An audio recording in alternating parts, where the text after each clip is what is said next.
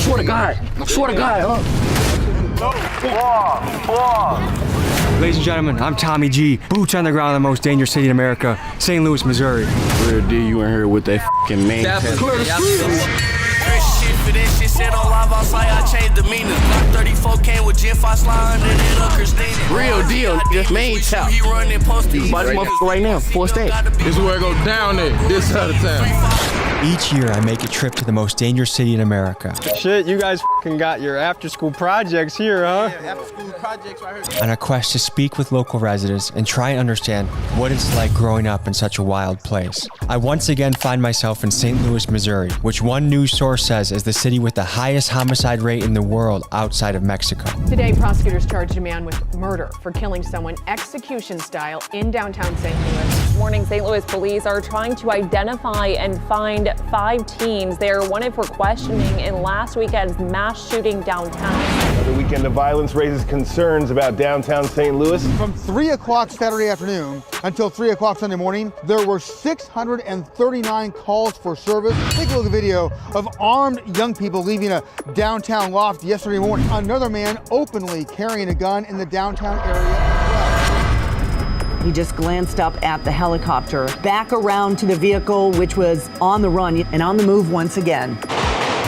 Oh, isn't that wonderful? My son and I fall asleep to the lullaby of gunshots in the distance every night. Wow. In traveling to cities like Chicago, New York, LA, Philly, I can say without a doubt that I see the craziest amounts of guns I've ever seen so far in the trenches of St. Louis. I even saw kids that looked like they were 10 or 11 toting automatic weapons. Today, we tap in with St. Louis locals making a name for themselves. First, we head to Mo P's Hood. He's a rapper putting up impressive numbers on YouTube. He sounds like this. Wiping the cocaine off my mirrors. The remains of what got bookers coming in so quickly. Businessmen calling my phone, how you know them digits? They tryna come with it, piece of 16 and they in them trenches. And then we head to entrepreneur Heavy G's block. He's known in the city for selling exotic snacks and the world's most expensive lemonade. How much do these cost? $25. This costs $25? Yes. Join me as I hit the streets and look for answers on how to make St. Louis a more peaceful place. 2 back dogs and they both matching. Glock 2 button attachment. Switch to Chris, I broke my last one. 2 Glocks hit me and switch. We go on his, pass me the fast one. They throw spike strips, might swipe my whip, but I'm still getting past them. Post with my crib, shake shit with 50. We're here in the outskirts of St. Louis. Before we get into the trenches in the most dangerous city in America, let's talk to the folks that live here and see what they think about it. So St. Louis has been ranked as the most dangerous city in America for the 2nd year in a row. Does that surprise you? No. No, it doesn't, because I know the stat. I don't like it, nor do I agree with it. We lost our mob a long time ago, which controlled the gangs. Our gangs have taken over. Are you a mother? I am. And do you feel concerned raising your kids in St. Louis? Well, I raised my kids in the county. Area like this. What is it like raising kids in St. Louis? It's kind of scary. If you were mayor, what would you do? Or if you had a message to the mayor, what would you say? Start locking people up left and right. I try to find more opportunity for these kids to just to train their mind, just to keep them on track with things. I am all about support for the youth, and I think that that's where we need to start having more activities for the youth. When I was growing up, it was a lot more things to do. In the last 2 years, 5% of the population of St. Louis has left. Why do you think that is? More opportunity. Yes, that is. We're about to meet with a gangster rap crew that has a ton of guns on them. How do you reach those guys? You got to give them a better upbringing. I mean, you got to give them something to look forward to. That's kids looking at them like they're heroes, you know? Once we focus on the youth, then we will be able to make a difference in the future as a whole. Stay focused, stay positive, and try to keep the idle mind going. I don't know what they go through. I don't know why they're doing what they're doing, and I am not a smart enough person to be able to help. Stay away from us. Cold dead hell, a nigga playing, get off with some shit. 30 guns a night, exotic shit, I wake up picking blicks. 6 whips in the back, 5 niggas skied up. You look at places like this, and is it really that surprising that things are crazy here? You have to think about the mentality of starting out in this spot. I'm not excusing this behavior. I'm not saying killing each other is okay. Look over here. Imagine growing up in absolute destruction. How did things get to this? What happened? You just taking hell that we are tiptoeing on Trenchville. Tell the people what to expect from this area, what goes down. A lot goes down. A lot of these guys, man, they younger, so I'm feeling a little bit more eager to do the crimes, kind of. I don't want to say it like that, but they're more reckless. More reckless, that's a better way to word it. Have you ever been in a video shoot and a shootout happened? And I've been there where they just been shooting. Maybe they was trying to scare the artist off the block or something, they just start letting off shots. So I've literally had footage running with the camera, hearing the gunshots. Been crazy, man. That ain't thumbs. This is the type of area that every single car that passes, you gotta watch out for. My main man. Okay. Good to meet you, man. What's the word, Tal? This is a real spitter. You want a bar spitter that goes bar for bar, every single song he makes. This is the guy. Tell the people where we are right now. Right now, we really in the middle of the horseshoe, aka the dipset for real, 5500 for real, for real. We got some motherfuckers coming down, goddamn me. It feels slightly sketchy, like it feels like things could pop off at any moment in a place That's like St. Louis for you. I ain't gonna fake a real deal. Everybody trying to be a tap. What do you love about St. Louis? I love everything about St. Louis. I ain't gonna fake it like, I don't wanna leave my city. I love everything about my city, from the food, to the cars we drive, to the phases we go through, all type of shit. You got the shoes with the tags still on them. Is that a toothbrush? Clean them off? Right.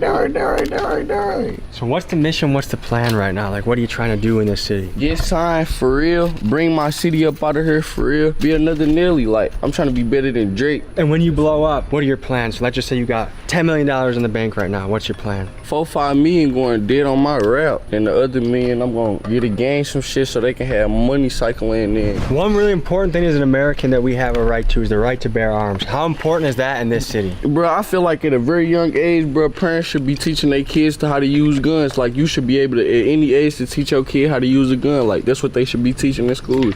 Not dumbass shit that we not gonna see when we get up out of here, you know? What percent of people around here you think have a gun? Realistically, 90% everybody got a gun. I ain't gonna fake a real deal. Tell me about how you grew up. What was your childhood like? How'd you get to where you are now? Regular childhood, and on some St. Louis shit. I grew up with my granny for real on some little cool shit. She ended up passing away to cancer and shit. After that shit, the nigga was by himself. That was at like 12 years old for real. So you had no parents and no grandma from the time you were 12? Yeah, for real. If we elected you mayor of St. Louis, what would you do to make the city better, stronger, safer? It really started in the heart of the community, for real. You make a little change in one community, motherfuckers need to actually be hands-on with shit. Like, get their hands dirty with niggas who been getting their hands dirty, for real. To me, a lot of the reason a lot of young men are reckless right now is almost just like for thrill seeking. Kids are bored and they're trying to do things for the thrill of it. Yeah, like, motherfuckers really want that rush. You gotta think like, motherfuckers sit at the crib all day on Instagram. That's real as f. Motherfucker, like, I want to do what they doing. That's hella real. Gentlemen, I'm gonna need some help breaking down some St. Louis slang. I just heard tapper. Help me use it in a sentence properly. Be like, what's the word, tap? What's the word, tap? On me, red deer, on God. We about to tap some shit today? On God. Wait, what you, Tommy tap? Which one? G-tap? Tommy tap? Which one? G-tap. On my mama. Nigga, we got G-tap in this motherfucker, nigga. On God. Red. Real deal. My soul. What's the word? I hear people say, goddamn me. Goddamn me. On God, goddamn me, on God. Swear to God. Nike good. Swear to God, Was that bad? Bo P started getting agitated, grabbed his strap, and ran towards the street. So I figured bad things were about to happen. But nope, just another day in St. Louis. Good to meet you. Good to meet you. Them the little monsters. Oh, God. Tie your ass up. Are you guys in middle school or high school? I'm in high school. Okay. So we talked to people, citizens of St. Louis before we came here. And a lot of them said they're getting scared to live in the city. The violence is becoming too much. What do you think about what those people are saying? Cap. That's cap, bro. Cause don't nothing happen to nobody that just stand out the way. So basically, you gotta have your hands dirty to have things happen. Nah, cause you could be a bystander and get hit. If I wanted to buy a gun, how easy would it be to find one, and how much do I gotta pay? It's easy. You can buy this motherfucker right now, for a stack. It's all good.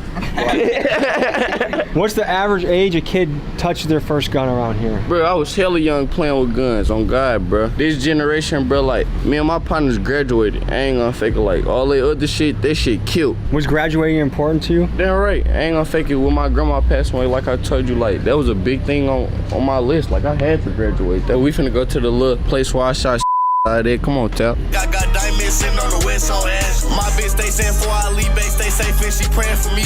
Big boy 4-5 ACP went deep in this 3.0 T. New ball fin get up the street, quick hit tap, get close. He watching all the perimeters right there. He called me, let me know y'all was down here. You know? It's on gangland. First game. First gang here? Yeah. So the Bloods came here, set up shop. When was that, like 1960s? Late 80s, beginning of the 90s. From an outside perspective, it makes me sad to see. You messing with me? No, oh God. Certified Trapper did that to me during our interview where he faked go like this just to try and get my reaction. You see some shit or what? No, that's my little brother's bad. Oh, okay, you looked like you were like you were about to go Navy SEAL mode on us. When I see all the numbers of deaths, it makes me really sad to see because what I see is a lot of young men that have potential that never got to live that potential out. Mo, you got any bars for us? Narrate. Look at my glizz, look at bro glizz, and they both came from smacking. We hit the south in different wheels cause we just swapped the traffic. Put dude ass on VOTP, comes under and say what happened to him. Ain't heard from when last we seen got hit in this shit no more and cover up they ears. Max speeds on the flyway, make them think it's task, they watch they mirrors. Max suppress, don't hurry, bruh got button seat crowd trying to clear him. One deep Drake with 60, think I'm fearless. That tough guy act the sickness, luckily Drizzy occur him. Chasing shit, booking fat ass guns with built up my endurance. Burn them car, know we got some stupid, they say fast and furious. GT stinger, no key USB, won't see it before you heard it. Task pick me up, show different times, say what you was doing during, I don't know nothing. I can't even spell my name if y'all was curious. Lil' bruh snatched Scat Pack off the lot, wrapped on the way back, stirring. Oh God, my mama. Sheesh. Okay, so one thing you said in that song, who is Task? That's what we call unmarked police cars. Like the black trucks? They be in every unmarked cars, like the same type of car you rode in, just 10. I got some questions to ask you. Yes. First impression. The fucking real deal. Tell. Real deal. My soul. A lot of people say drill music is to blame for all the violence in the cities. What do you think about that? Bro, drill music is just for a motherfucker feeling when they going through the jungle, bro. Real deal, bro. You can't blame a motherfucker. Do you feel like you have a positive impact on the world? Yeah. A tapper is a motherfucker who don't get no and they really trying to be they self for real. People can listen to music and it's up to you what you want to do with it. I can listen to your song and I can go lift weights. I can listen to your song when I'm on a road trip. I can listen to your song and beat the shit out of somebody. We all have the choice of what we do once we listen to the song. Do you ever get scared of any of you guys shooting your dick off when you put the gun like right here? There's some cheddar bob ass shit. Okay, all right. That fucking tap, main tap, we out of here, my mama. Like, I can't even imagine what it would be like growing up in that type of situation. You reap what you sow, like you attract what you put out into this world. I know former drug dealers that are now millionaires in real estate. I know former bank robbers that are millionaires in business. You could be the street guy pushing up a lot of cash in the street, your choice. There are consequences that come with that. There's dangers that come with that. You can be the legit business guy too. If you move those street skills into entrepreneurship, I think you're gonna have a safer, more sustainable lifestyle. Next, folks, Heavy G, an entrepreneur in St. Louis who's quite a character. We'll see you there. We're here with a St. Louis legend, Heavy G. A big thing we're highlighting is entrepreneurship. What do you got cooking up over here? My food truck right here, selling Rotel. That's some little St. Louis, like some nachos type shit. And we selling my world famous drink, Whippy. This is how the Whippy look. I've been doing this shit for 1 year as of last month, so this is my 1 year anniversary. It looked like drink, but it ain't what you think. That's my newest flavor. I want you to try this. Fire, I know. That's good. How'd you invent this? You know I'm a big influence in my city. I had brought some sodas back from Texas like you did. You want to get some drinking shit. And I started selling the sodas for $20. And the sodas ended up getting so popular over the city, everybody started buying them some Fagos. And the stock actually went up 10% within the 30 days of me promoting it. So I'm like, damn, I ain't made no money off this, you know? So own it. Own your own shit. Yeah, and I knew I could do it. Because, you know, the Fago sodas was $2. So I'm like, I got to make all that money back that I missed. So I'm making mine $25, the most expensive lemonade to ever drop on earth. Look, this the Rotel right here. So what is this on the chip? Ground beef and cheese. It's fire. This is our culture. This is what we do. We eat Rotel, take bitches to the hotel, and make sure you get all that.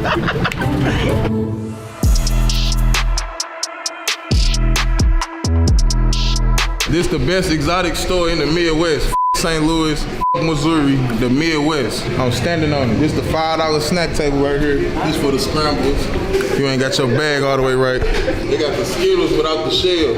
Crazy. This is what they selling in here. How do we get these in the St. Louis grocery stores? Because I feel like that's the next move for you. That's what everybody been telling me, but they so expensive. It's like, I feel like it'll cost an epidemic of people stealing these. How much do these cost? $25. This costs $25? Yes, regular lemonade. That is crazy. Because it's regular lemonade, but at the same time, ain't nothing regular about it. It's mine. You will never get this taste anywhere else. It's definitely delicious, but if I were to tell my wife, honey, I just spent $25 on lemonade, I feel like I would be in trouble. You would, until she see it. I'm gonna give you something for wifey too, just so she can understand too. Okay, shout out Sweet Cheeks, okay? Yeah, shout out Sweet Cheeks. Yeah, it's like, what's a lesson you've learned being an entrepreneur? Your debut day ain't gonna be like that every day. There's ups and downs, right? Yeah, and then a lot of times you might have more downs than ups, but you gotta fight through it. We gotta go get this food, man. All right, we'll see you guys at the next stop. Yeah, I'm gonna get you a combination plate with St. Paul on my granny. Out of all these, which one you think you gonna like? Kung Pao. You gotta go. No. Yeah. Now you are officially a St. Louis nigga. I know. Wait, he gotta get that St. Paul. Don't be fooled. This is where it go down there, this side of town. Does it surprise you that St. Louis is the most dangerous city in America? Not at all. Oh, we really good. The next day, Heavy G sent me a text saying someone was shot and killed at a nearby BP. Very sad. An immigrant that was working hard at a gas station just got their life taken by a kid. So the danger here is absolutely real. Back to the video. I remember being 5 years old knowing that St. Louis is the #1 for the murder rate. And I remember Detroit used to be like 1 or 2, like we always be in competition. I just remember that. If you were mayor, what would you do to help the city be a little bit stronger, better, safer? The youth is who killing everybody. Yeah. The youth is who dying. The youth is who getting shot. And they our future. More fun, more concerts, more things for people to be interactive and not on their phone or not just posted up somewhere, like just sitting outside. There's a lot of people that live so much of their life just on their phone. The Second Amendment is the American right to bear arms. How do you feel about that? Well, you know, in Missouri, we got it real good and easy. As long as you over 18, you can have any gun you want. Yeah. That's why it's a lot of violence going on. Like, that's why, like, not that's why, but because it's going to be going on regardless. Any last one of us can go in the gun store and grab a gun. And on top of that, you can have your mama go get you a gun and you can just have a gun at 18, 19. It's good as far as all these niggas on that, so everybody can legally have a gun. And so the playing field is equal at least. Yeah, damn right. But a lot of them guns. I used to post up my whole childhood. I'm gonna have to get this intersection tatted on me. I used to sit on that motherfucker every day. We'll be 20, 40 deep out here. A lot of niggas that died down here. A lot of niggas that tried down here. 5% of St. Louis has left the city in the last 2 years. There are a lot of people fleeing the city, getting out. They say it's too scary, too dangerous to raise a kid. What do you think about that? It is, I ain't gonna lie. The only person that could get this city where it's supposed to be is me. I ain't gonna lie, the ops probably done rolled past us since we've been out here. But they know I'm out here and see the type of shit I'm doing, they'll call it off like it wouldn't be nothing. But there's helicopters here that chase cars? Yes. Really? Yesterday. You probably finna see one. You guys got any videos of that? This vehicle looks to be cutting through the back alleys right now, going so fast it outran the chopper. People will really be in a car running away from the helicopter. Yeah, no.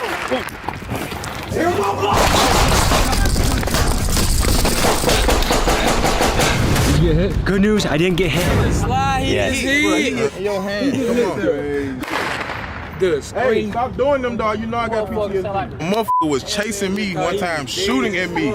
I seen the police in the midst of getting shot at, arm out the window, flagging them down. Kept it pushing. Police have to ride deep around here, right? There's no way they come here with one car. 4 deep. Why y'all keep doing it? It's the young guys that get the wrong attention. Yeah, How old is the average kid when they get their first strap around here? Entering your teens, 13, 14. I ain't gonna lie, if somebody wanna do some gangster shit, they gonna do it from the main street. I usually wear my Crocs to a video shoot. Today, I wore the Nikes for a reason. Quick on your feet, you wanna race down? Dude, I got a pretty quick 40-yard dash. Oh, when I get to this phone, you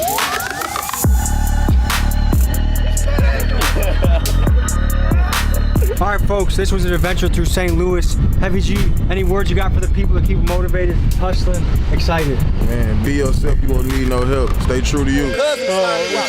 Hey. I'm Tommy G, and you might be wondering how I got here. I have a reputation for getting crazy things on camera. These fellas heard I was coming to their city, and they told me to link up, so I did. This is a story of St. Louis. Homicide in East St. Louis. New video tonight, gunfire outside of a gas station. Grieving loved ones killed in the last week as police in East St. Louis investigate. The mother of one of the victims has had it. We're about 20 minutes outside of St. Louis. Let's talk to the locals and see if they think this is a good idea and what advice they have for us. We're going to St. Louis. It's apparently the #1 murder capital in this country. Is that something you're familiar with or you've heard anything about? Absolutely not.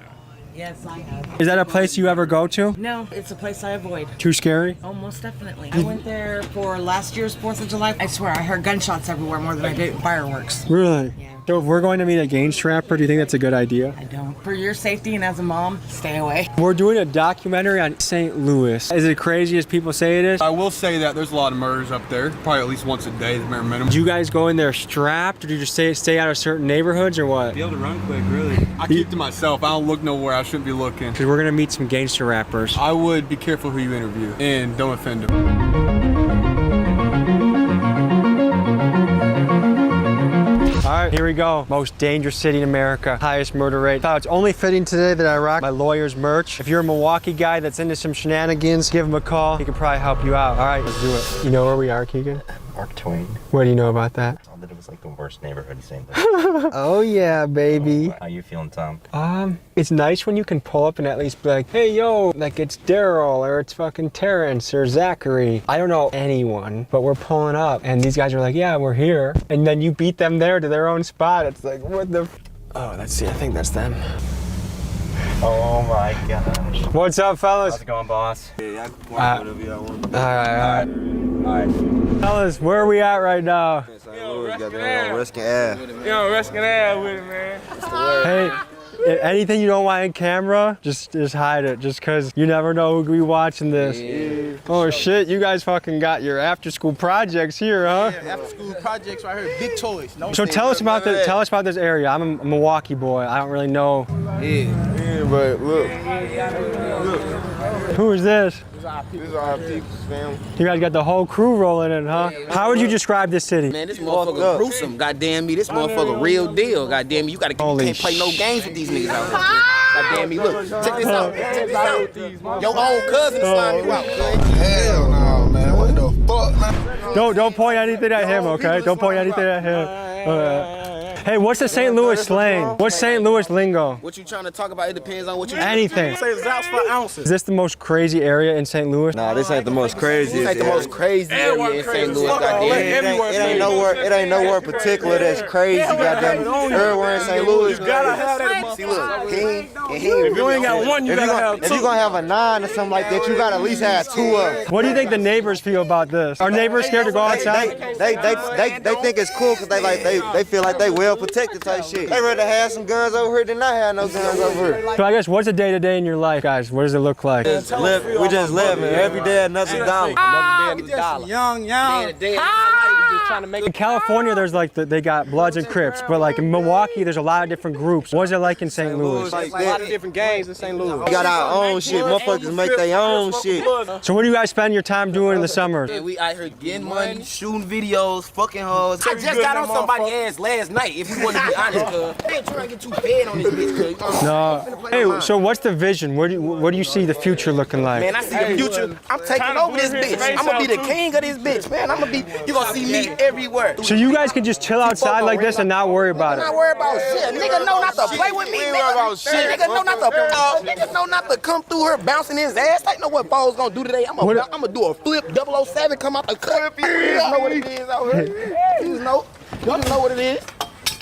What the fuck? Damn. You good, bro. You good. No, I'm just wondering where the fireworks are going. Make sure we good. Got this from Wakey G. How much does a 2-bedroom apartment go for here? What does rent go for? Apartment will crack you like 700. It's 8 deep in a 1-bedroom apartment. 6 niggas sharing the living room. Rent was 700. We ain't have a kitchen in my last house. Straight like that. The landlord didn't make a kitchen?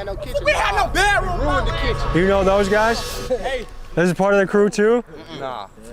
So literally every car that was coming down the street, I was keeping an eye on, and I was like hiding behind the car. I was up when I would see it coming, I would like hide behind the curb just to make sure, because I didn't want to take a chance if it was a rival, an op. I don't know if they're friend or foe. I wasn't about to die. This was too hot. Anyways, back to the video.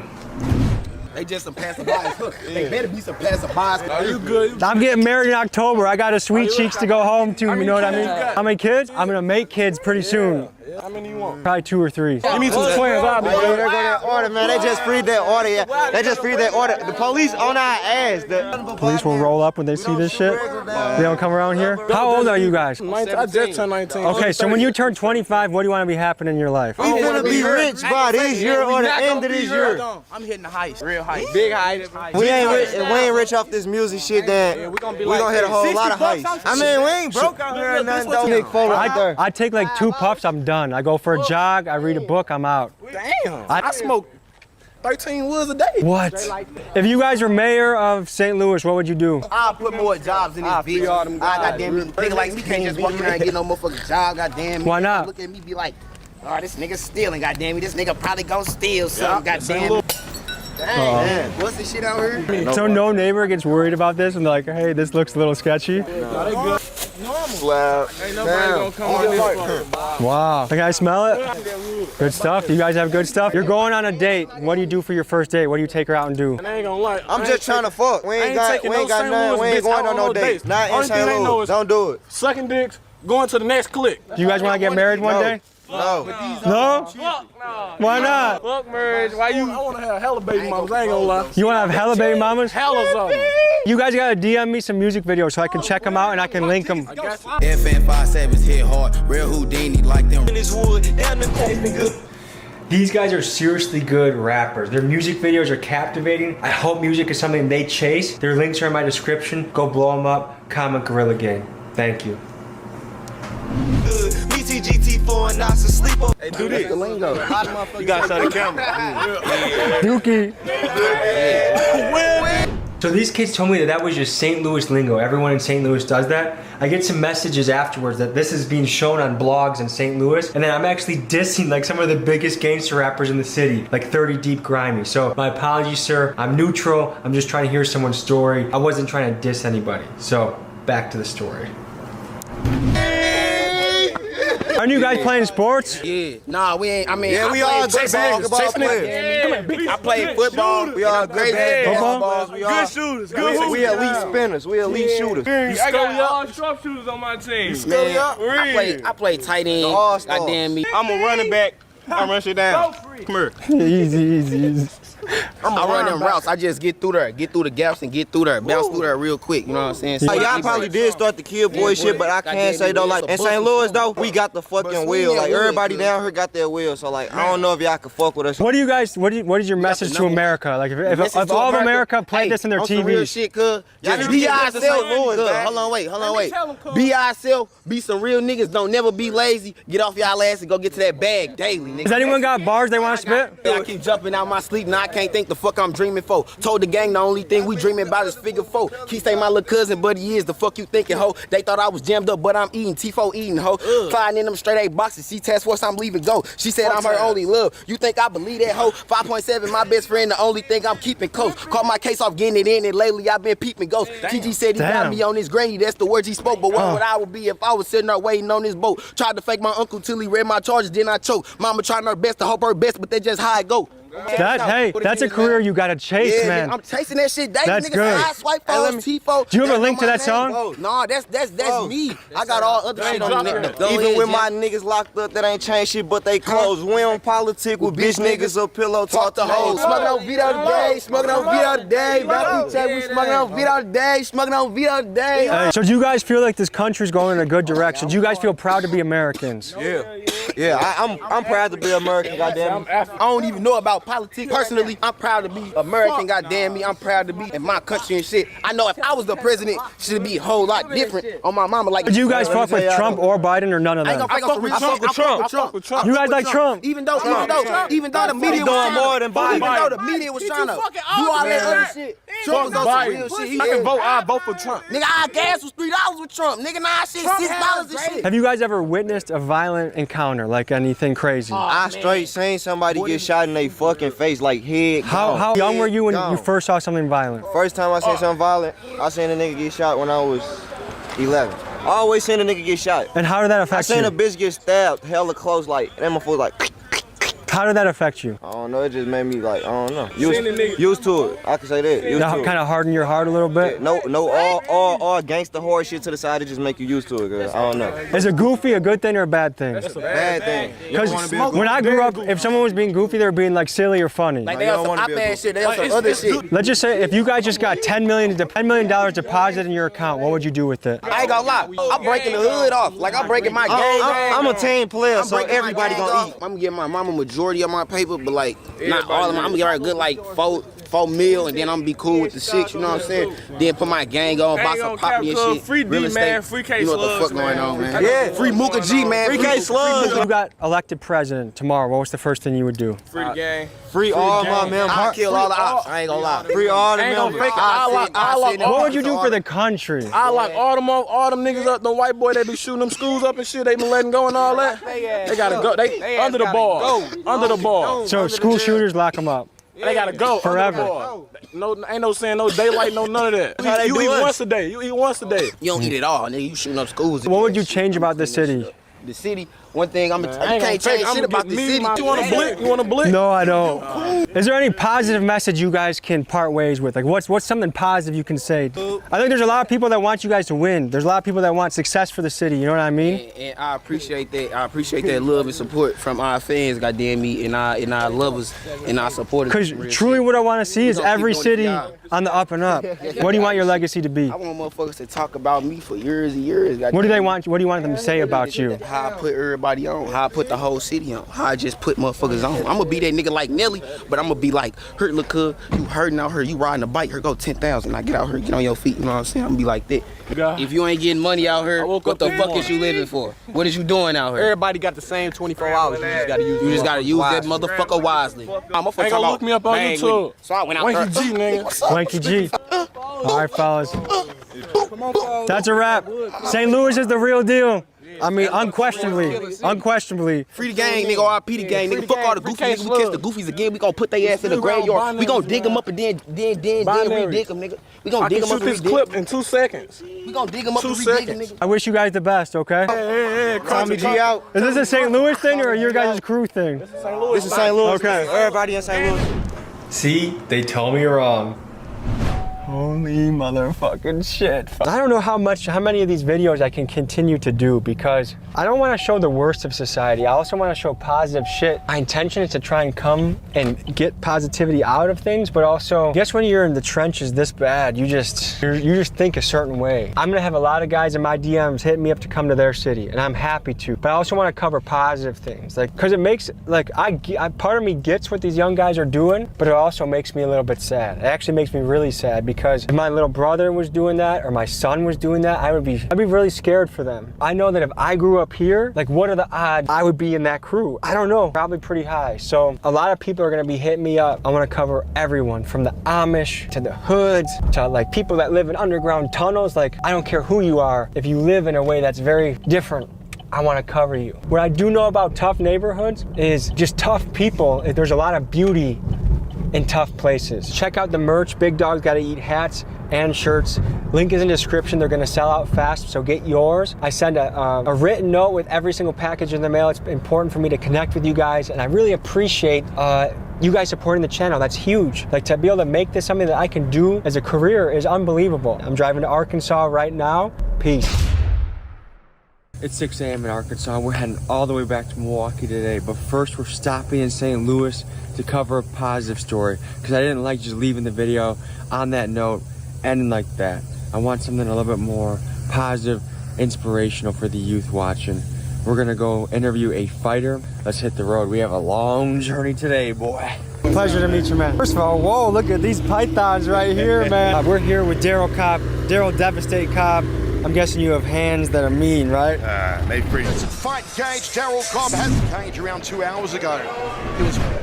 Right there, look at me. Yeah. So, did you grow up in St. Louis? East St. Louis. And what was that like? It was rough, man. It was rough. That's actually what got me into martial arts. Yeah. I used to get picked on and bullied. Believe it or not. Hard to imagine looking at you now. Well, I've been training for 19 years, so that's my son right there. See how you... Yes, sir. Believe it or not, I used to get jumped on in elementary. I was like 4th, 5th grade, 6th How grade. old were the kids jumping you? They were in the same grade, but about 7 of them. And why? Because they didn't like me for some reason. I was a poor kid, I guess. I had patches on my pants. I don't know what I would do. Pick one motherfucker and I'm just gonna whoop that person ass. So I would always pick and choose who I would fight. It'd be 7 of them. I'd just say, okay, well, you getting it today. I'd be getting the boot put to me, but that motherfucker on the ground was... He remembered you. Yeah, he remembered. Arguably, St. Louis is it's the #1 murder rate in the country. Did it feel like that? And were you in a part that was really hot?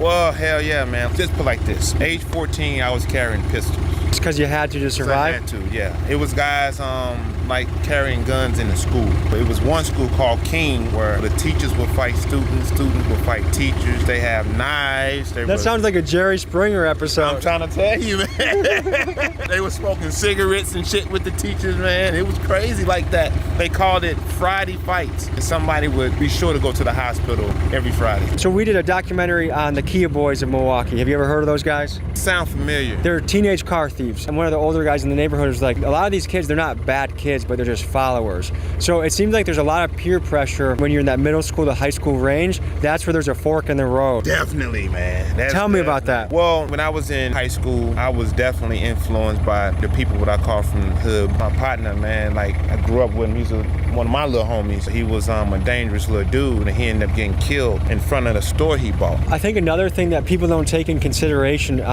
is how young some kids are when they witness their first violent encounter. Did you ever witness something violent? Yes. And at what point, what age, and what happened? I was 16, and I was coming from the block, going to a rice house that was in my neighborhood. Yeah. Well, my cousin was stating that this one guy was fucking with him. So I addressed the guy. The guy pulled a pistol. I said, I don't give a fuck about your pistol. You got cojones, man. Yeah, I know. There's probably about 7, 8 people out there. And he opened up his mouth to say something. I smacked the shit out of him in front of his woman like I said I would. I'm gonna smack you in front of your bitch like a bitch. And he said it and I smacked him. He pulled the pistol out, pointed and shot. And I seen a fire, but it didn't hit. So me and him looking at each other in the eye, it seemed like a long time, but it was second. It slows the fuck down. I run, he started emptying the clip. Well, I had a guy that was standing on the side of the building like this with like a 32 automatic. I snatched the gun from him, I get the bullet in the gun, run around the rice house and chased him down, and rest is history. But the last 2 things I got for you, let's do a set of push-ups together.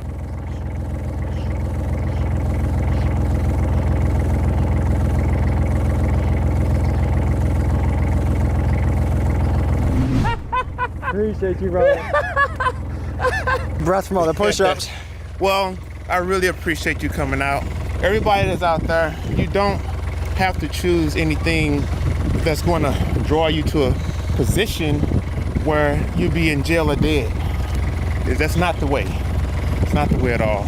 I feel that if you can hone in whatever traumas you have, talk to people.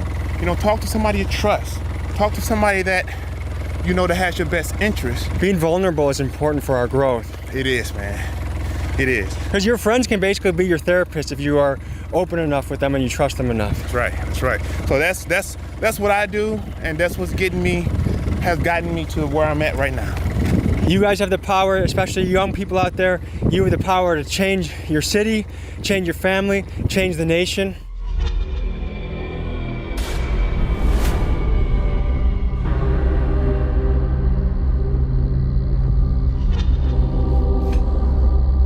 In southwest Memphis, where police say 2 people have been shot and killed. It's been a violent 5 days in Shelby County, as we've sadly told you about at least 8 homicides happening since Saturday. 3 people were shot in the parking lot of a strip mall off Mill Branch in Whitehaven. September 2nd, police say Bonds lured the White Station graduate using a social media app by pretending to be a girl. Once he was there, investigators say Bonds robbed and murdered the former Spartans lineman. What are we doing? This should shake our entire community to its core. You know how to fight? You want to fight one of them? You think you can? I don't want to hurt anybody. You want to hit that water? You're in a danger hood in Memphis right now. The most dangerous? Yeah.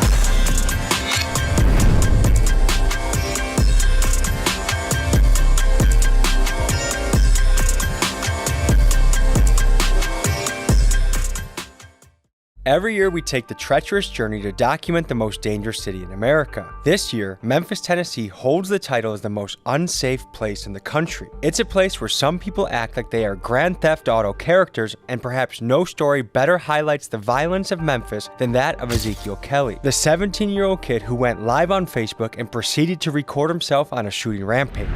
Reign of Terror started at 12:33 a.m. on September 7, 2022. Police say Kelly shot and killed 62-year-old Richard Clark. 1 minute later, Kelly is accused of shooting 44-year-old Lakeisha McGlathan while her father changed a flat tire. 1 hour and 40 minutes later, at 5:50 p.m., police say Kelly was live on Facebook as he shot Rudy Berger. The district attorney's office has Kelly's own mother call police to alert them of the alarming live stream. According to some estimates, your chance of being a victim of violent crime in Memphis is 1 in 41, which to me sounds insanely high. And if you look at the numbers, ever since the events of COVID and George Floyd, Memphis has essentially gone crazy, doubling the murder rate if you compare the era of the 2010s to the 2020s. Today, we take you through the wild streets of Memphis so you can see for yourself what it's like in America's murder capital. This is a real and raw look at the city of Memphis. Let's get to it. Guys, we just dropped a lot of new hoodies on the website. I want to tell you about them, okay? Everything on this drop is high quality, custom cut and sew, custom embroidery. We got puff prints here. We got sleeve work. We got stuff on the back. We got this green one right here. We have custom tags. We took a lot of time to develop durable, high quality hoodies. Stuff that's gonna last a while, hold up well, look nice. And we also have these trucker hats. And of course, guys, we still have the Big Dogs Gotta Eat sweatshirts, the RIP mainstream media sweatshirts. If you want to support independent media, get yourself something. So I appreciate you guys. Let's get into it.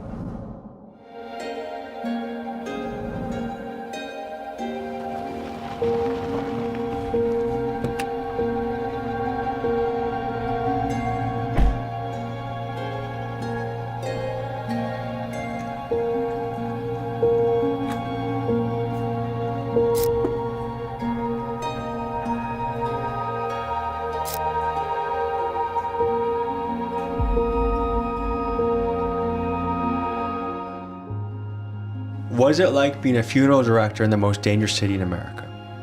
It's very difficult and challenging. We see death every day. To see tragic death the way that Memphians are seeing death daily is really difficult.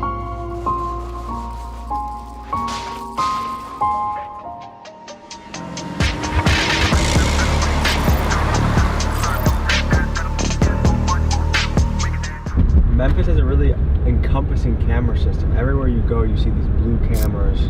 We're gonna have to ask Jizzel about these, what he knows about them. We just saw on Reddit that one of the fast cash guys was killed. I don't know how many people are in the squad, if they even know each other, and what that guy was even doing to get killed.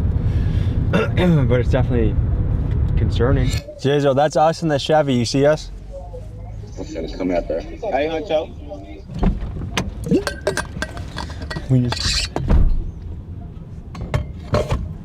What? Yo, what's up? You want me to pull up? Why does it feel like every car is about to kill us? I don't know. Did you see him with a drum with a switch? This guy? Yeah. Is he pointing with this gun where to go? Yeah. I'm not pulling into that f***ing house. I'm not pulling into that f***ing house. This is good. What's up, brother? How you doing? I'm Tommy. Jizzel. Nice to meet you. No, what's good? We were here to meet Fast Cash Jizzel. He's a talented gangster rapper that sounds like this. If you run this switch, gon' trip you up. That's what got Ricky killed. He was really nice the few times I spoke to him on the phone, but today, something felt off. Tension and aggression were in the air. There were rumors floating around the city that fatal violence had happened only a couple hours earlier, so perhaps this crew had their guard up. Here's how the conversation went with Jizzel and the Fast Cash boys. You got a bag in, on? Block too high. Hey, Cho. You ain't got, what you ski? I don't like that. I like having a getaway plan. Come on, go bring your car. Go bring your car. Come on. I like having a getaway plan. I don't like being blocked in. You good, bro. You good, bro. Can I back in without getting blocked in? Okay. Big dog gotta eat. Big dogs gotta eat. Yep. What's your name, man? Pete. Pete. Keegan. Good to meet you. What's up, fellas? How you guys doing?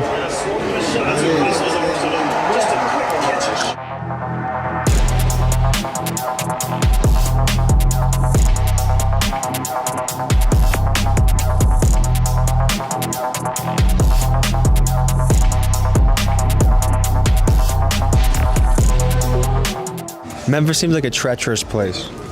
Yeah, you know, it got its parts, just like everywhere else. This shit, it don't matter where you go, it's always gonna have the bad. So I got a question. This is more of a personal question, but how often do you guys talk to your mom?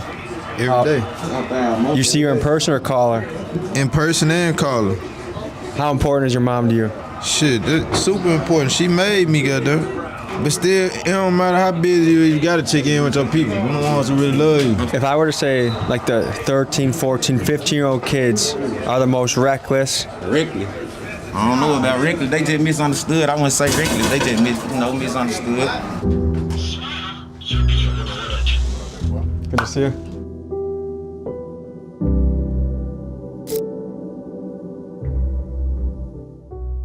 You a Marine? I am, yeah. What made you join? You know, trying to do something, trying to make something out of myself, plain and simple. You know, because I finished high school in Port Arthur, Texas. Got kicked out of high school, taken to jail in 10th grade. That was in Port Arthur, Texas.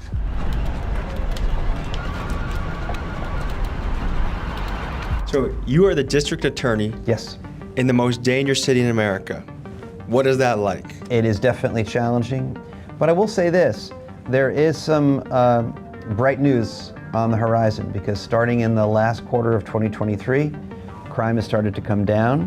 Still unacceptably high, but at least the trend lines are in the right direction. They'll rap about, like, I was terrorized in the city. And they're like, it's not a shameful statement, it's like almost a proud statement. I've never seen a child come into this world that wasn't acting like a child, like a baby. But I've never seen one come into this world that wanted to be a shooter. But somewhere in that space between that baby entering this world and coming into their teenage years or later, the norm, what is normal, shifted. Yes. Their norm shifted. That's what happened with me. A lot of them talk about it's the parents, right? And they will say, you know, we need to do a better job of parenting, you know, and they say we need to teach our kids personal responsibility and personal ethics, and that's a big part of it. So one trend is that people seem to not want to knuckle up anymore. We use our hand, man. We like to use our hand. I think that's a better way to do it. We good with our hand. Yeah. You know how to fight? You want to fight one of them? You think you can? I don't want to hurt anybody. You want to hit that water?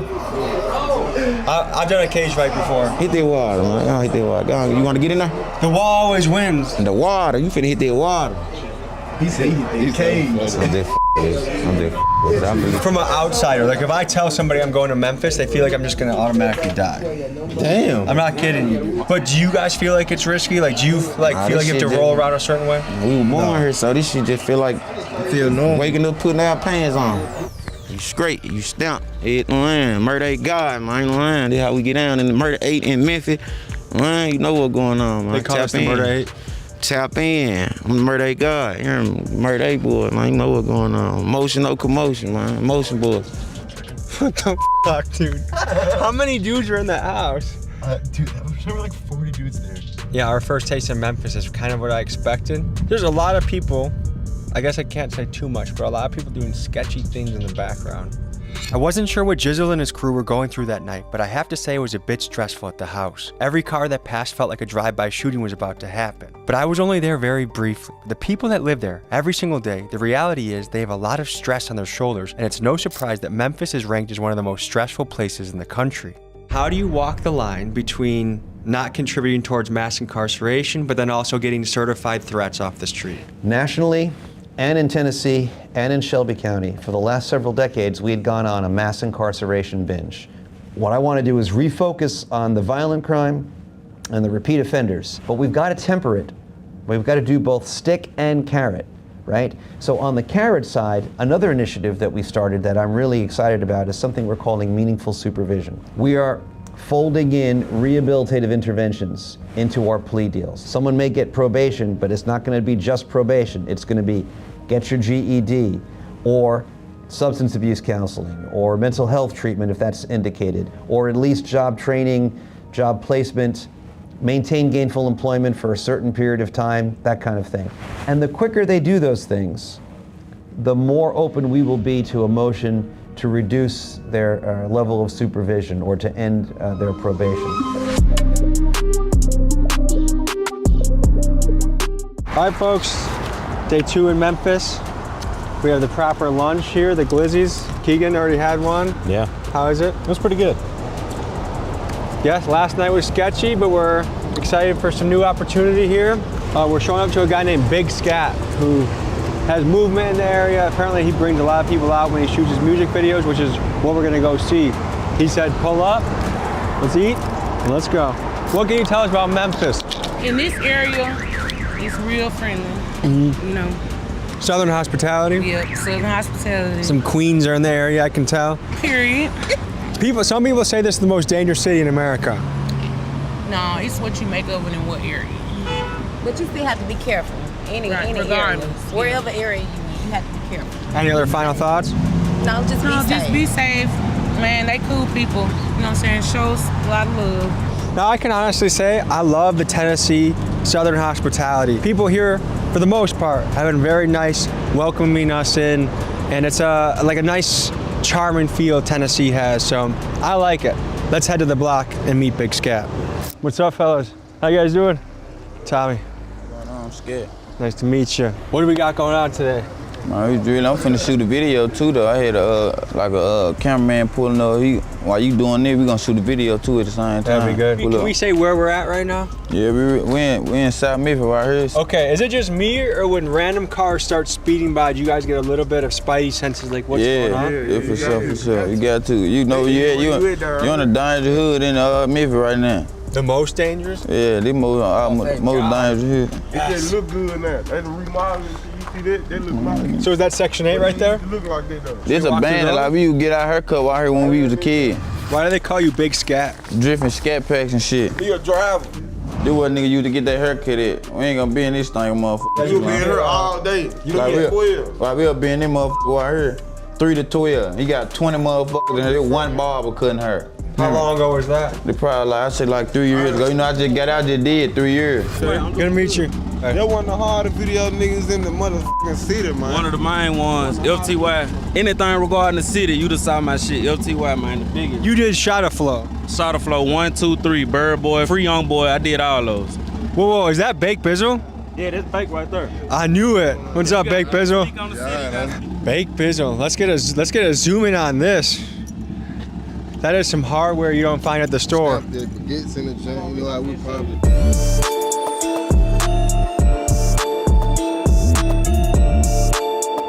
Right here on Sunday, they had church in this junk right here. This junk we come hoop at, we be chilling up in this junk right here. So I was in the feds. You were in prison for 3 years? Yeah, 3 years. I was in the feds. I just got out though. Can't even go out of town right now until I got to do a show or a feature or something. No, Pooh Shiesty, man, my blood cousin, man, waiting on to walk out the door. Pooh Shiesty is your blood cousin? Yeah, my blood cousin. Okay. How long is he going away for? He had a little sin. He finna come out next year. It's over with though.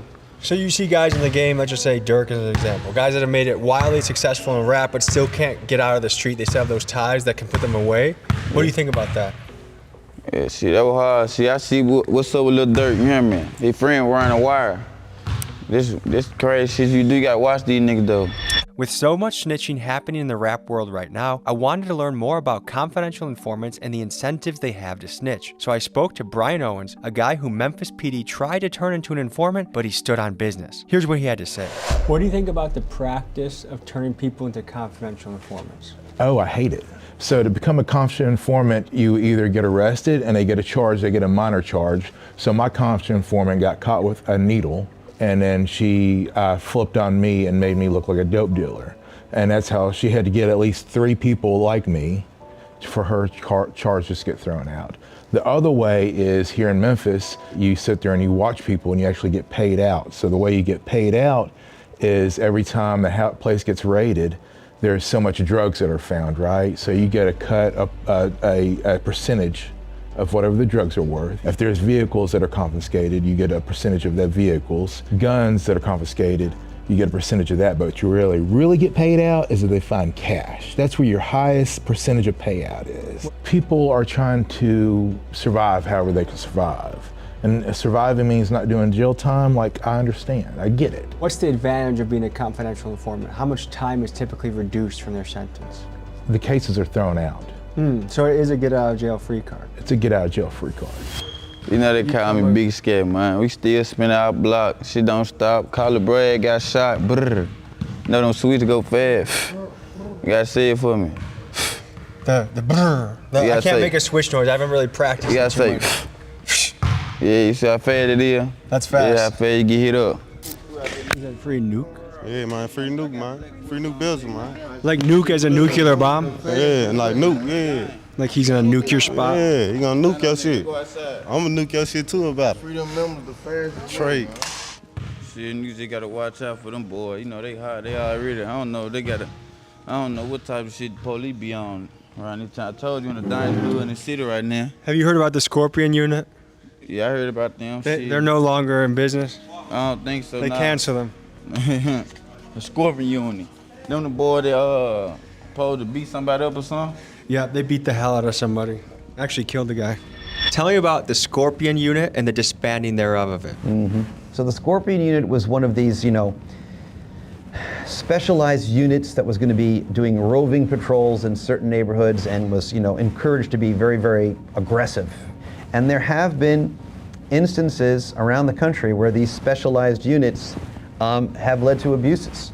When I got hit with the Tyree Nichols case just a few months after I took office, we looked into it, and the Memphis Police Department looked into it, and there were abuses. Memphis PD's Scorpion unit was touted as a group of elite police that was initially celebrated for their aggressive approach to crime. However, stories of abuse of power and heavy-handed behavior started piling up, and the final straw for them was the Tyree Nichols case. What started as a traffic stop ended with Nichols suffering a brutal beating in which, while crying out for his mom, 5 officers from the Scorpion unit literally beat him to death. This horrific case put an end to the Scorpion unit. No, that's the camera. He told me to just jump out and get the blue brush, so they spot getting hit right now. Yeah. Someone's getting raided right now, I guess.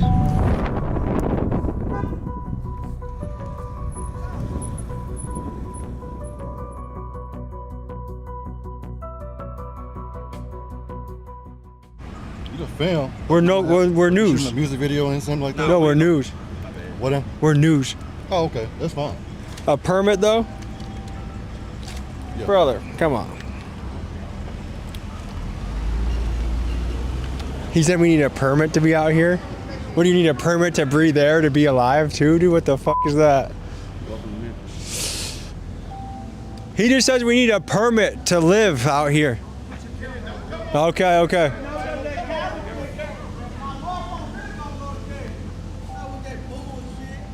Alrighty then. We shooting a video for Scat. We shooting it for Scat. Y'all asleep. Why are people so aggressive in Memphis, dude? I don't know, these folk crazy as hell, but they ass sleep. The police were aggressive, the citizens were aggressive. Everyone's a little uptight, huh? I'm from here, and I just had to get rowdy with them. It's just... What do you encounter on a daily basis to stay safe here?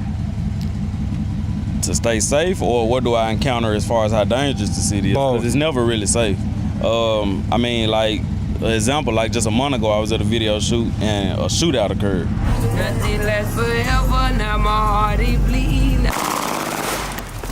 And I still got to get out and make my money because it's your way of life. Shit, this is how you make your money. You just got to try to move cautious. I was moving with security anyway. I moved with security, but I mean, what good does it do if they hit the corner real fast, brr, brr, brr, brr, switches and shit. So it's like, you on the battlefield when you come outside. When you step out the door in Memphis, you on the battlefield. How much more you got to see? You just saw that between me, the artists, me, the people just out here, the police. It's just chaos. It is chaos. Everybody crazy. I know y'all still trying to program everything that's going on because it's a lot, but... How treacherous of an area is this right now? Like, we need to get going type shit, like right now. Even with the police that close? How is it as a woman in Memphis? You have women out here that act like men. I mean, they carry, well, some of them carry switches like the men. Some of them just tote, guns for protection. Like me, I just tote for protection.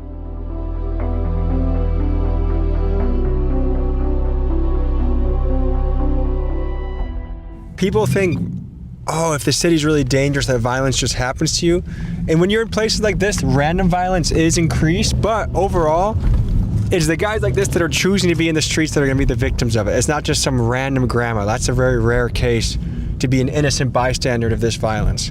But even being with these guys, like they'll tell you like, nah, you're safe, you're with us. No, that actually is more dangerous because you're the one with enemies in the city, not me.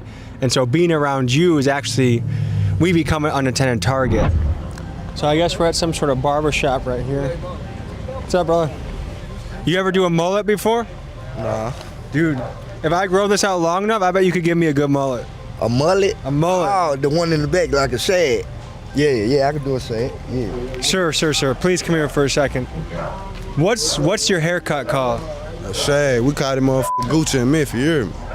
Can you tell us where we are right now? We in South Memphis. What's it known for? What we known for is getting a whole lot of money.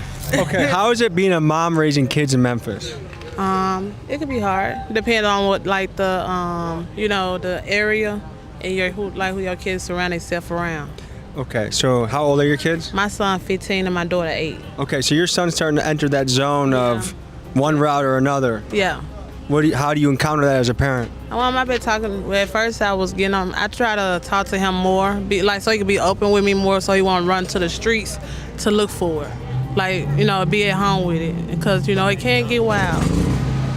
We have to ask ourselves why Memphis has become so dangerous. Here are a few of the top theories. First, Memphis ranks number 2 in the nation for poverty, and it usually follows that poverty and violence go hand in hand. Next, law enforcement has gotten weaker here. In 2011, Memphis PD had nearly 2,500 officers report for duty, while in 2022, they had just about 1,900. Recruiting struggles is a troubling trend that is reflected across the country in what some are calling the George Floyd effect. And finally, 63% of Memphis households are single-parent homes. The numbers show that a boy growing up in a single-parent household is many times more likely to engage in criminal behavior and go to prison. All of these factors make a perfect storm for a dangerous and violent city.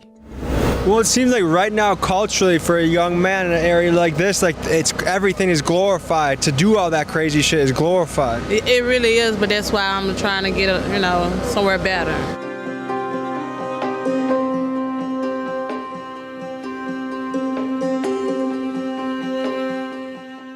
Some of that has to be done outside the criminal justice system, right? We can't really fix all of that.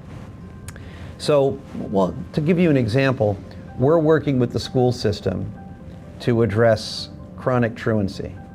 Chronic absenteeism is a real problem. And if the kids aren't in school, they're going to get into trouble.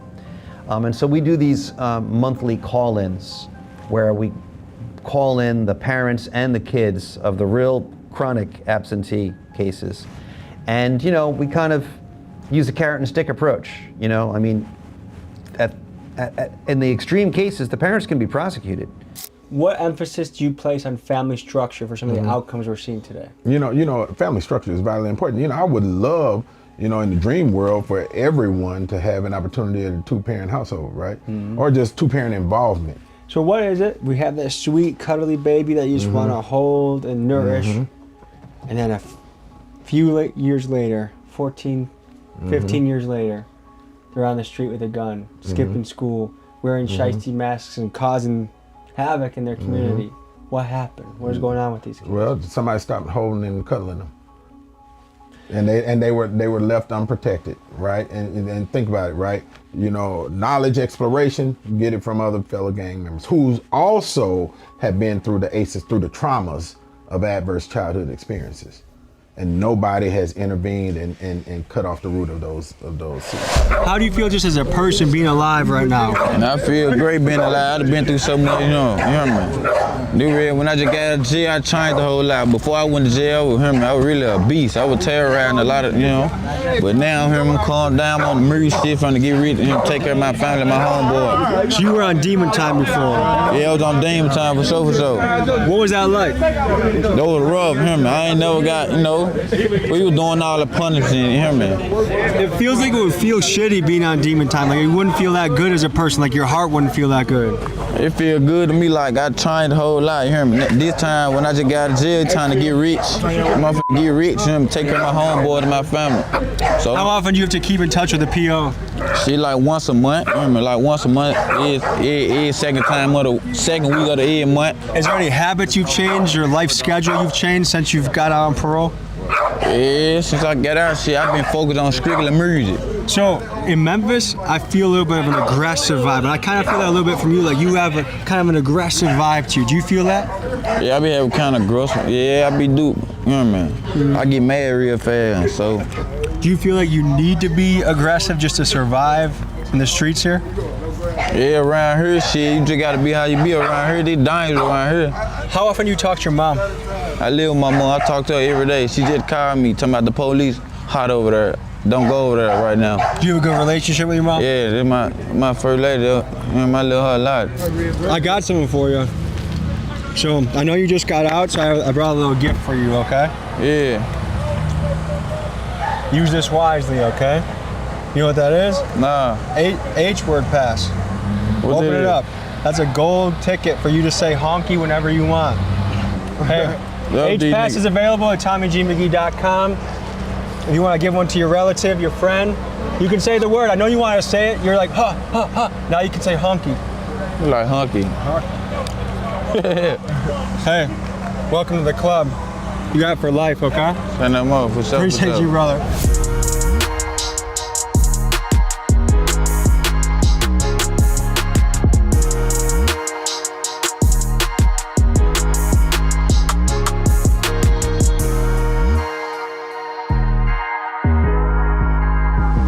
So folks, this was a look into the most dangerous city in America, Memphis, Tennessee.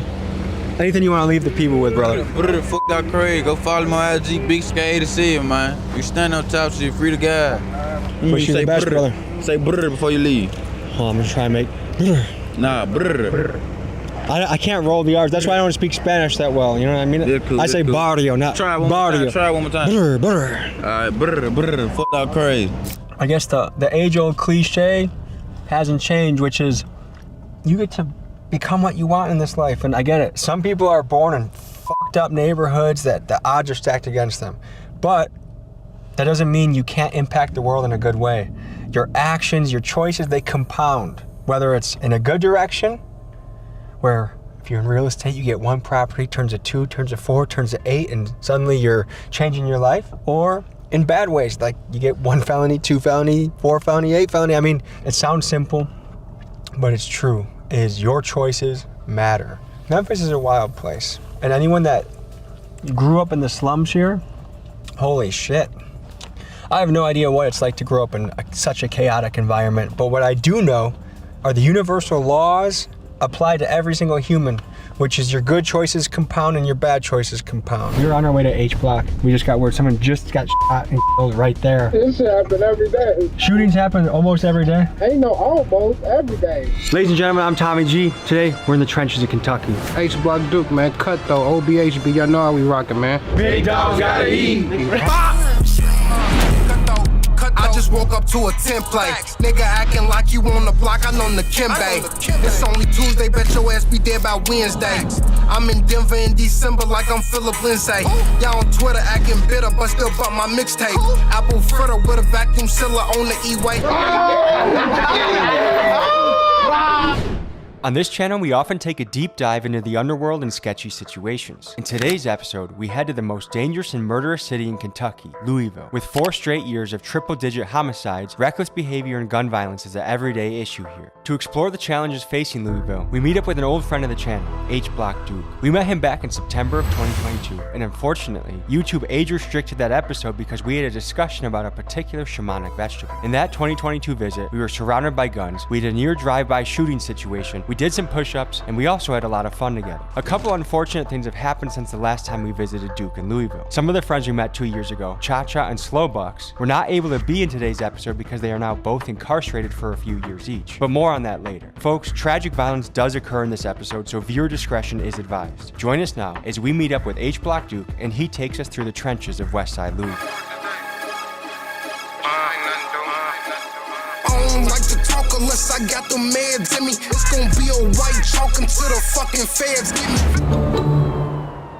We're back in the beautiful city of Louisville, Kentucky. We're gonna go through the absolute trenches here. This is a city that's seen a big increase in gun violence, and we're meeting up with a friend we met 2 years ago, H Block Duke. This is H Block Duke. We're making it happen. What up, big dog? We live right here in the studio. It's the best studio in the city. I'm gonna bring my guy to nothing but the best, top dollar. Last time we met up with H Block Duke, our video got age restricted because we talked about magic vegetables, shall we just say. But we're gonna do this again. We're gonna see what we've learned in the last 2 years, how life has changed. But without further ado, folks, H Block Duke. What's up? How you doing? How you doing, You man? know, we back in Louisville, Kentucky. H Block, man. Y'all know how we do. Is this H Block right now? Nah, it's Boystown Road. See, this is a good part of Louisville. You can come in like, you know, politic. It's a lot of restaurants, bars. This is like the part of the city where you can come and have a good time, don't really have to worry about too much. Is this where you take your lady on a date? Yeah, I take my lady on a date. You got a girlfriend? Yeah, I got a girlfriend. Yeah? How long you been dating her? Since like 3rd grade, like that long. So you know it's been a rough experience. You know it's been a lot of ups and downs. You gonna pop the question or what? Gotta get myself together. Yeah. It ain't her, it's me. And this is my guy right here. What's Stay up, brother? Hall. What's up, man? What's up? Nicest cameraman in the city. Do you ever get scared filming a music video? In the beginning, when I first started doing it, yeah, a little bit, but you kind of adapt to it. Have you ever had to sprint during a music video shoot? Yeah, a couple months ago. What happened? Let's say some bullets were fired. The only reason I knew they was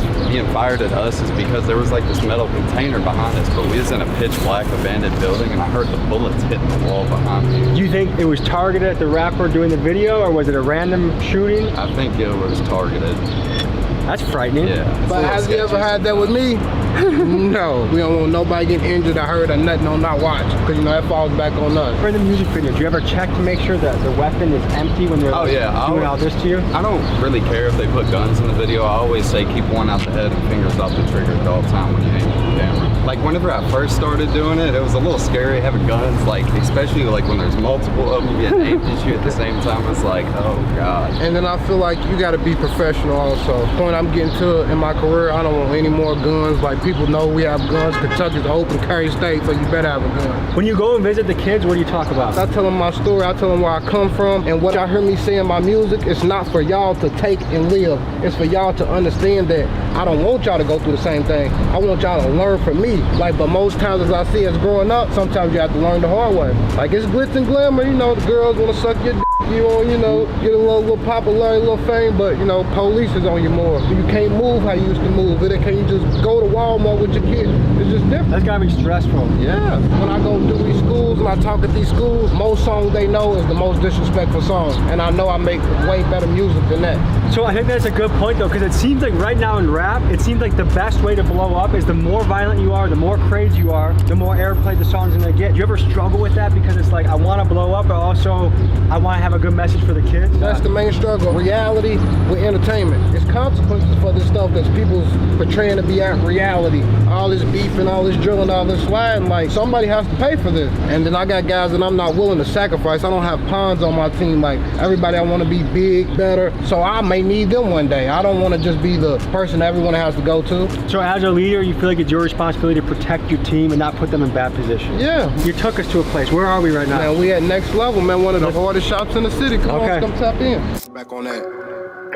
I'm round with a pipe, don't stop it like you know we coming. I go blank, control the paint, Andre Drummond. Don't got no favorite rapper, I looked up to my big cousin. I take just one look at you, I know you season your chicken well. I do. I got the season in my You got to, he got to. As do you. You got to look around and pick a nice fit out. We're gonna put that shit on, shoot a video. I'm gonna show you how to do it in Louisville, Kentucky. What do you look for when you're looking for a get up? You gotta go feet first. Unless you find something like so crazy, like, and you can just go with some white forces or something like that, you feel me? I see you grab the off-black cough syrup shirt. Yeah. Why that shirt? Just because I was just finding something. You like dope. I don't sip cough syrup. Okay. Because a lot of rappers do. I've met rappers that are smart normally, but after cough syrup are damn near retarded. But I like the rap. So if I get off cough syrup, I'm gonna sound like chopped and screwed. Way different. I done been off drink before and tried it. I just don't produce well off of it. It doesn't help you in the studio. No. Kids back home might see people drinking cough syrup or brands like this and think cough syrup is cool. Unless you like making your IQ half of what it is, I'd recommend not to use it. This is next level shit. So to me, spending money is difficult. I'm a frugal person by nature, so like, especially when I see like a $140 t-shirt, I'm like, oh my God, like, this isn't gonna be good. Like, I almost have to leave the store, you know what I mean? Is it hard for you to spend money on stuff like this? Nah, cause I'm spending it on my craft. This is for my look, this is my costume. Say if you was an actor and you needed a Batman costume, $300. Good job. Investment at the end of the day. True, because rappers do have to uphold a certain image. Like, do you think a rapper can blow up nowadays with Walmart fit? It depends on what you're talking about. Have you ever done a real job? Yeah. What was your job? I did construction, like, you know, like Dick's, somebody ordered a basketball rim from Dick's. Like, we'll come dig a hole, pour the concrete, you know, set the anchor, let it cure for two days, then come and put the basketball rim up. Whatever really I can do, I'ma do it. Like, I ain't no type of person that's just gonna be broke. Like, I know a lot of people nowadays don't wanna make no money. Like, if your pockets is flat, empty, bro, get a job. People get like too proud to do certain shit. Like, I made my first amount of dough doing lawn mowing. I would go door to door, knock on my neighbors' doors, mow the lawn, weed whack. Hopped in with my boy Sin. Gonna get this together. This is the Next Level Shop. 1512 Bardstown Road. We're open 12 to 8 every day except Mondays. Y'all come check us out. If you bring your Switch here, you get 20% off.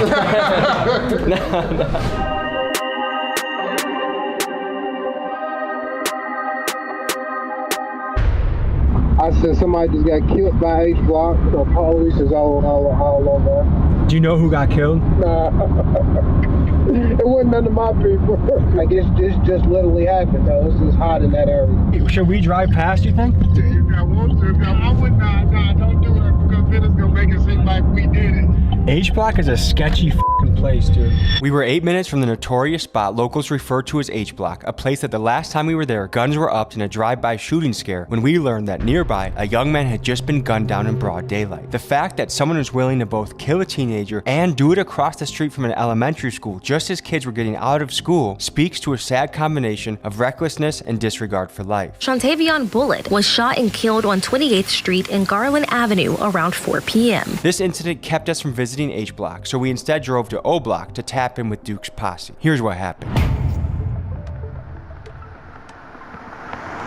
We were on our way to H Block and we just got word someone just got shot and killed right there. One of the things we keep thinking about on this channel is what could be done in a city to reduce gun violence, because there are all these young men that die every single year that could have been a contributor, that could have been something, that could have been someone to the community could have been proud of. And we have men that are getting into these cycles, and the question is, how do you break a cycle? I think it starts with economics. I get really upset. I see the government, they send money overseas all the time. We just had a $90 billion bill go to different wars around the world. How much money would it take to put a manufacturing plant in Louisville, Owsley County, Kentucky, the poorest county in America? Because to me, once you give people solid economic ground, I think a lot of people gravitate towards that. We're 3 minutes from H Block. We're gonna make a quick stop and come right back to O Block. I can show y'all exactly where it's at. Just FaceTime me. Okay, sounds good. Some of the most dangerous places we've ever been are like the little pockets in a safe state. In South Dakota at Pine Ridge was super dangerous. In Des Moines, Iowa, that was super dangerous. Safe state, dangerous area. Last time we came here it was scary, and now next time we come here someone dies. This shit happen every day. Shootings happen almost every day? Ain't no almost, every day. A shooting happens 2-3 times a day. A lot of murder.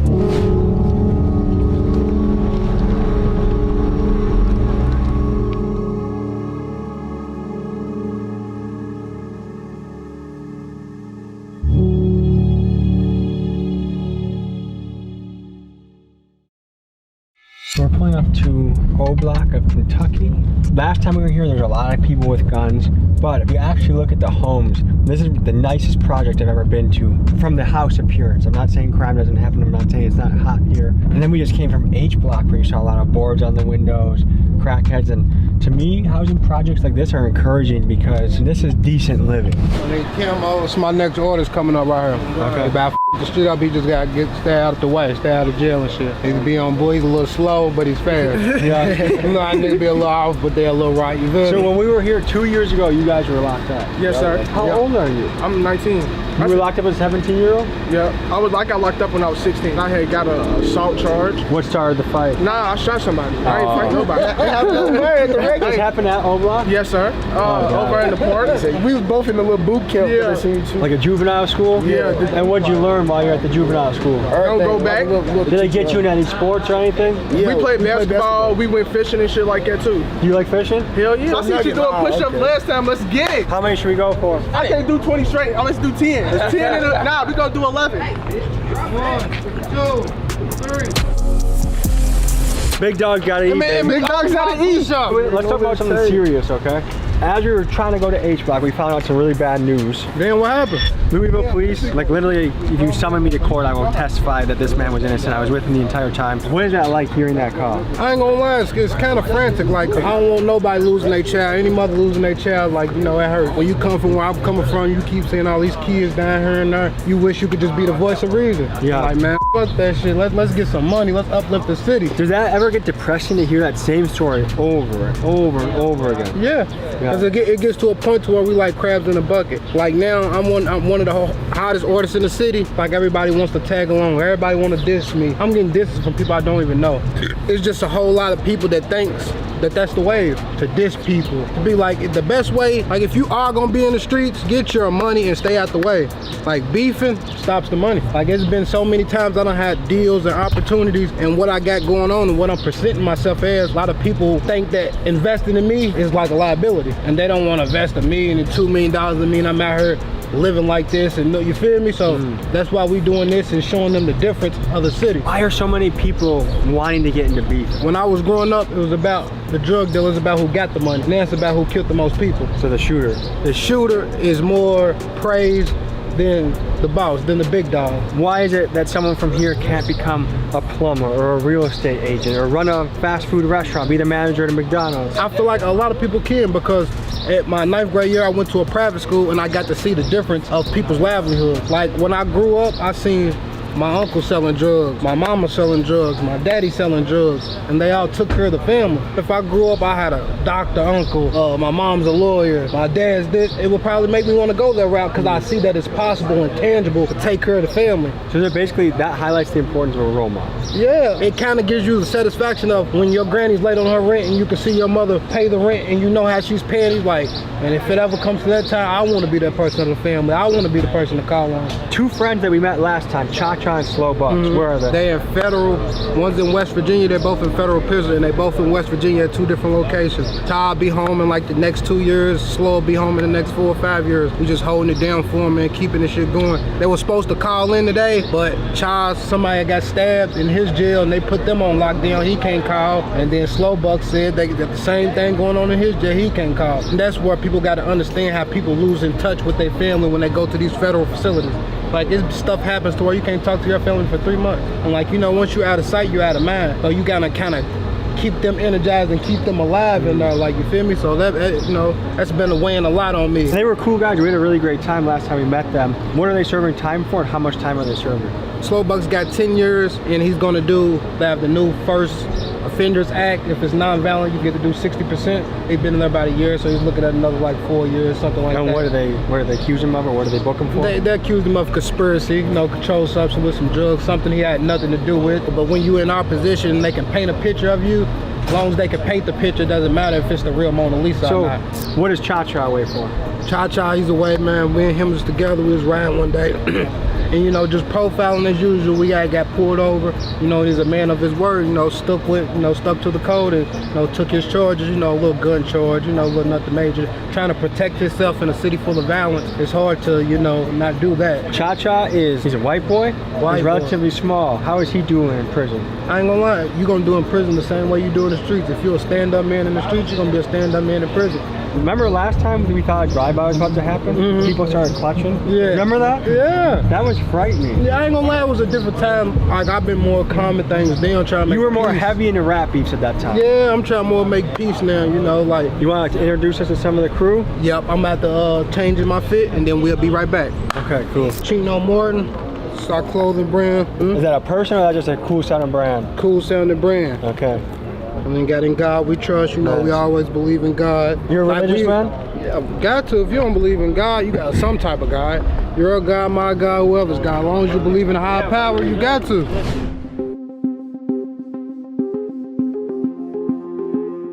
In the 2 years since we've been here, what's changed in life? What's new?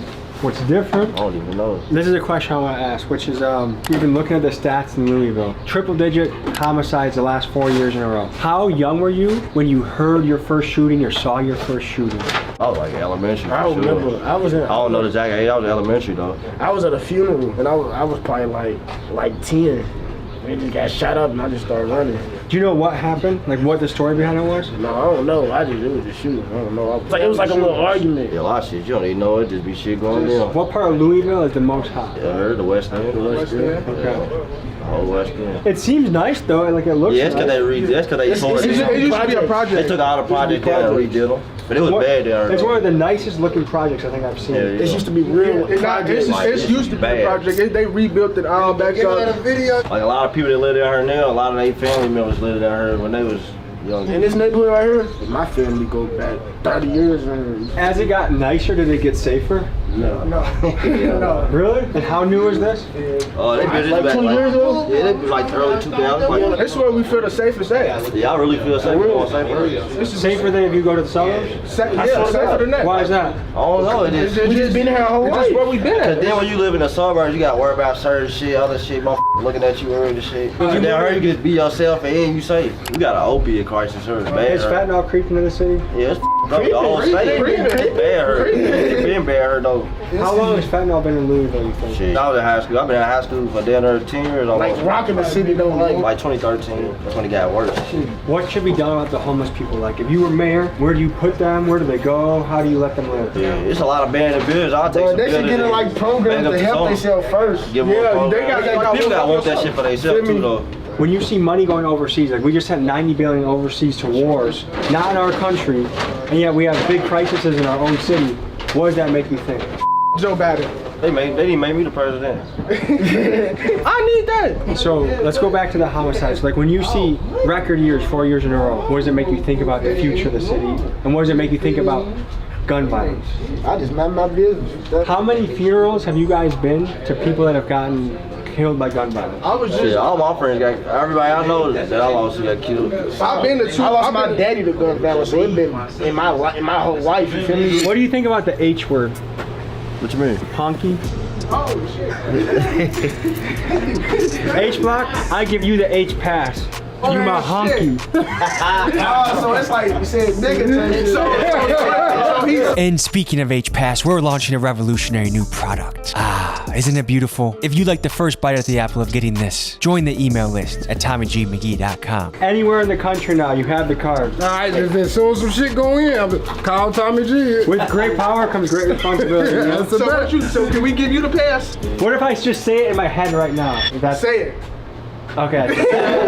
What are some of your pet peeves, things that bother you, things that really grind your gears a little bit? Somebody telling me something that they not gonna do.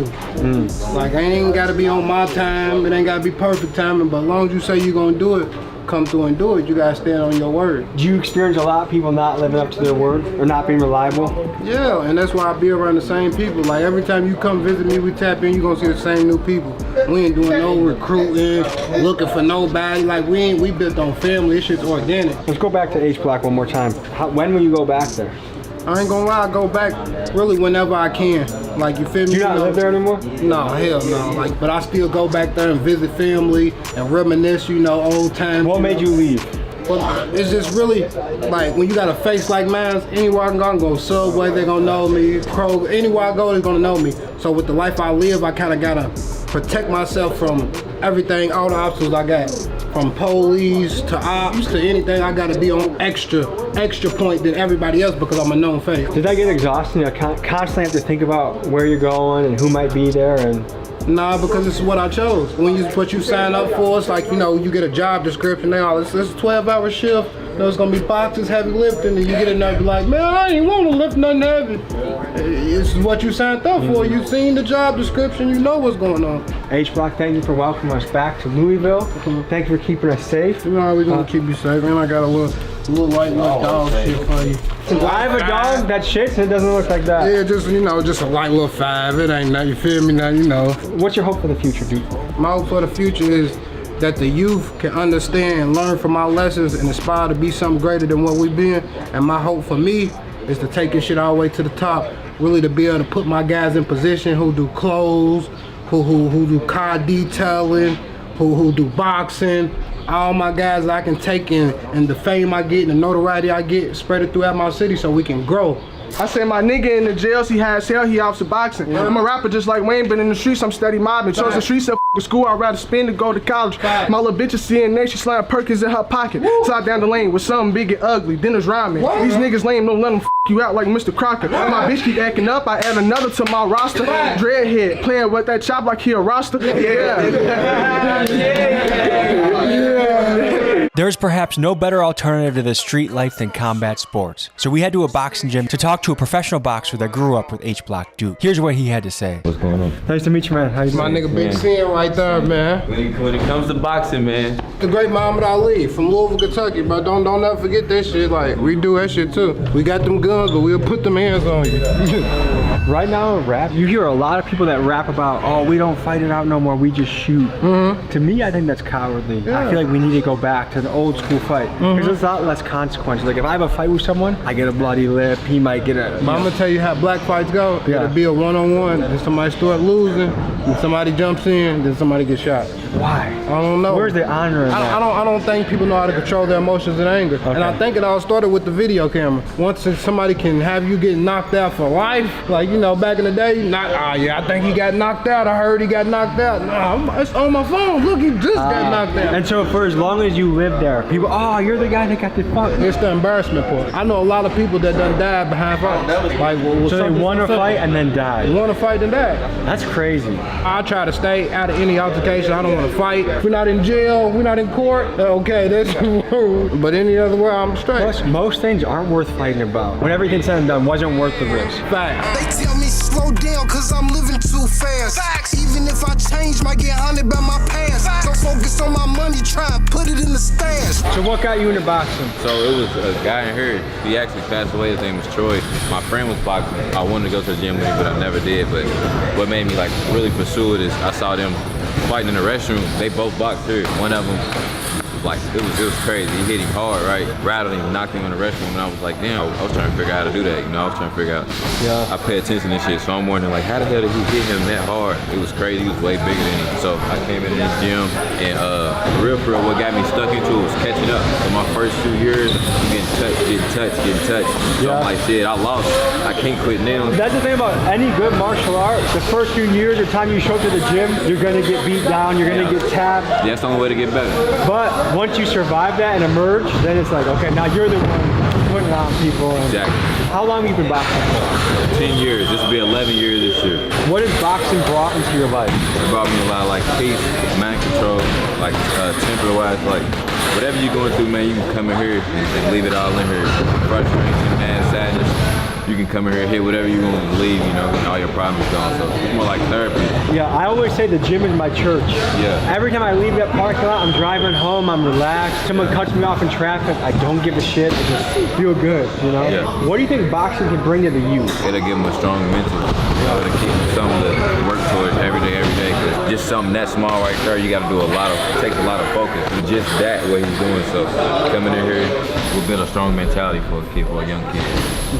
H-Block, what's kept you from joining this gym?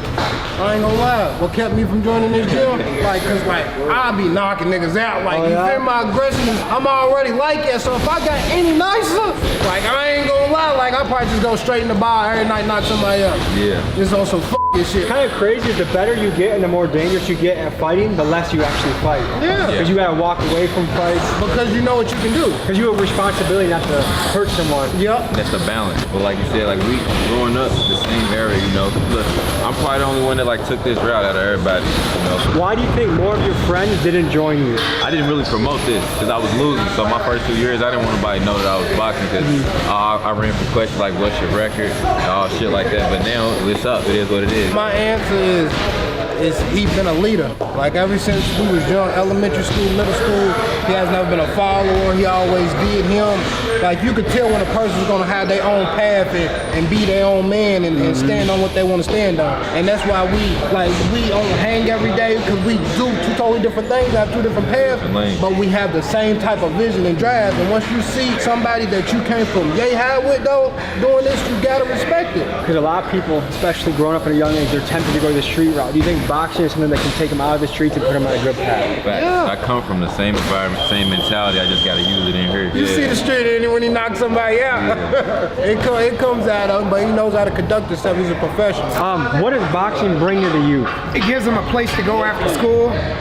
most of the kids that I deal with, I work with the kids that most people don't want to work with. You know what I mean? It gives them an outlet, it gets them off the street, gets them healthy, and it gives them something to work towards. This guy came to me, he was 8 years old, he was this tall. Okay, he's 12 years old now, he's gonna be the #1 fighter in the country by the end of the year. Wow. You know what I mean? He's like my son. I mean, I love this guy. He loves me back. I mean, I was adopted, so therefore, went out in life, I was pretty successful. Wanted to come back and give back. My son started boxing, started training him in a garage. From that garage, he became a youth WBC world champion, and through that, John Hill went to school with him. And I started a lot of single parents. A lot of these guys had single parent homes. Started in my garage working with a lot of these young men. They became national champions, and we just grew the, I mean, look at the facility now. It's beautiful. We work with the Police Athletic League. I mean, I got a lot of cops that are friends, you know, when I was younger.